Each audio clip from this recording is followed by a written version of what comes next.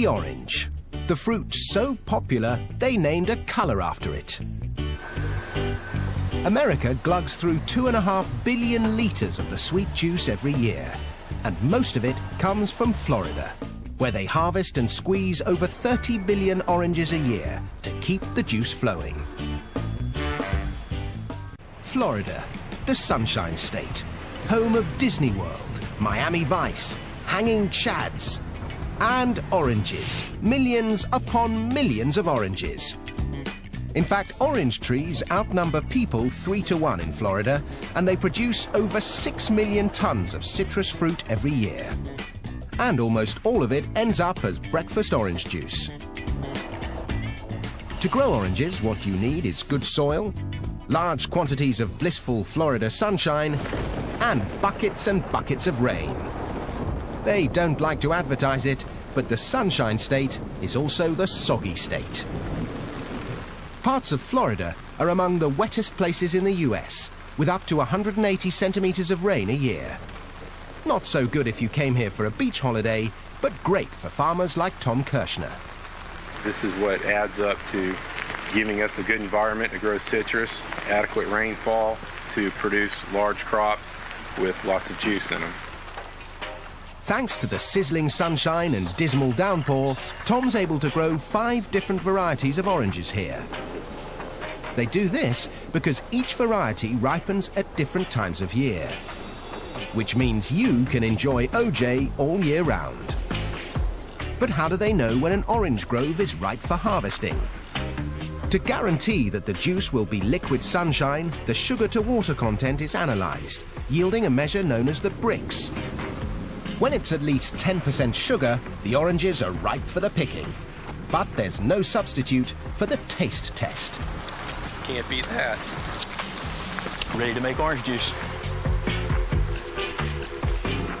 The fruit might be tasty, but it's not going to make juice if it's left on a tree. They need to be picked, and with millions of oranges ripening at once, they need to be picked fast. If you want to get fruity in a hurry, you need one of these terrifying contraptions. Or as they like to call it here, the Oxbow 3220. This magnificent machine is what's known in the trade as a continuous canopy shaker. And this particular machine was designed by Tom Visser. It engages the foliage of the tree and shakes it to and fro. And the shake is violent enough to sever the fruit stem, and then the fruit falls and gets intercepted. The Oxbow can harvest an incredible 2 tons of oranges every minute. This performance comes at a price. A pair of these mechanical orange pickers will set you back $1 million. Just as well, Tom's got enough work to keep them busy, picking 2 million boxes of oranges, totaling 81,000 tons of fruit per year. Once the oranges have been picked, the race is on to make sure your breakfast OJ tastes as fresh as can be. So the fruit is shipped out in these 400 horsepower transport trucks, 20,000 kilos at a time. The trucks bring them to an OJ processing plant, like this one in Lake Wales. Dave Crumbly makes sure they don't run out of oranges. We'll do about 200 of these trucks a day. And each one of these trucks will hold about 120,000 oranges. In 24 hours, we'll be about 24 million pieces of fruit that will run through here. So, more often than not, Dave gets his daily dose of vitamin C. To begin with, the oranges are washed out of the trucks.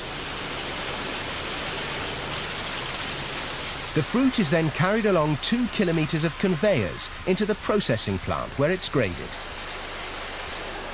The oranges are separated by size, and it's time to extract the juice.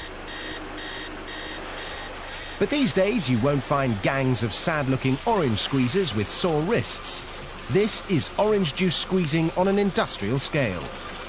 This fearsome machine drops each orange into a ring of metal prongs, which squeeze out the juice before ejecting the pith and peel. From orange to OJ in the blink of an eye. Of course, when it comes to OJ, the world is divided into 2 great opposing camps. One likes it smooth, the other with bits. So a load of the pulp that has been carefully screened is added back into the juice to create the wholesome, authentic OJ with all the good stuff still in it.